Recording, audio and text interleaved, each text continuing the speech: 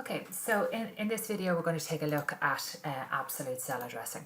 So again, just to review it, if we do ordinary cell addressing and we say equals and we multiply cell B6 multiplied by cell B3, which is the number of students, and we press enter. So we've got 27 students and they have to buy this book, Cottage Crafts.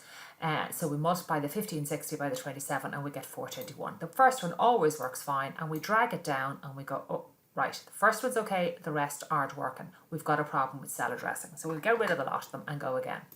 So as we came down, the 27 moved down with us, and we didn't want the 27 to move. So we say equals the 1560 multiplied by the 27. And as we click on that cell B3, we press F4 on our keyboard and it holds the cell steady for us.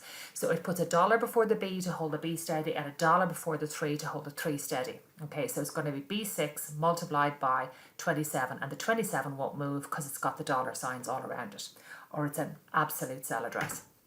So the first one always works. The test is when we drag it down, what happens? And as we drag it down, it all works perfectly. So here, when we click in here, you can see it's still multiplying by the 27. The 27 hasn't moved down with us, so that's perfect.